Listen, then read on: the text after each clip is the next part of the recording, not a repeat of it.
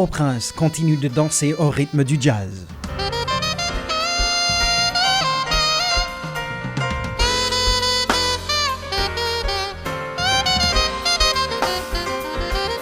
Au fil des ans, le festival s'est imposé comme l'un des événements culturels les plus populaires du pays et attire de nombreux participants et touristes. On est là à la moitié du festival, on a déjà passé 4 jours, 5 jours, 5 jours. On est content, ça se passe bien, on a du monde, les musiciens surtout, c'est extraordinaire de voir que les musiciens qui n'ont pas joué depuis 1 an, pour beaucoup, sont heureux de jouer devant un public, de jouer, de se retrouver aussi, c'est important. Cette année, c'est la 15e édition de ce festival qui, depuis ses débuts, a vu défiler de grosses pointures du jazz mondial. À cause de la crise sanitaire, cette année, quelques petites modifications sont apportées. Mais dans l'ensemble, le décor reste le même.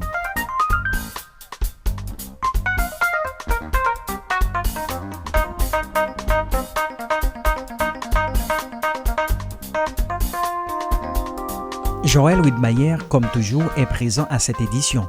Le chanteur principal du groupe Zekle, de standard international, reste fidèle à Haïti et au festival. C'est une édition pas facile, comme on peut comprendre avec les Covid, une insécurité, deux. Et bon, même que chaque année, nous toujours jouons quand même nous ce festival-là, parce que on peut arriver, et bon, une semaine avant qu'on décide de quoi faire, à moins que vraiment ça grave. Mais c'est le qui peut avoir tellement à l'avance que c'est difficile de décider ou pas faire.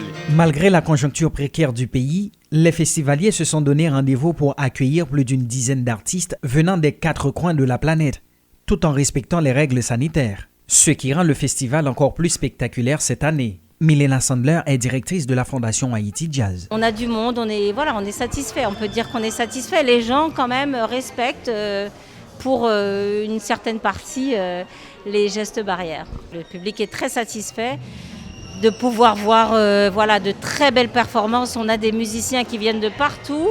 On a déjà eu je ne sais plus combien de concerts, mais on a des rencontres extraordinaires, des musiciens qui sont contents de jouer, de se retrouver. C'est un moment unique.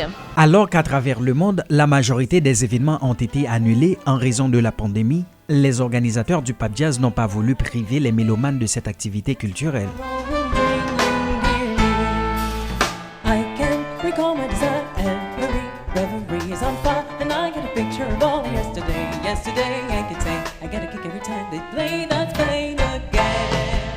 Notons que cette activité prendra fin ce samedi 23 janvier, avec plusieurs concerts à l'affiche.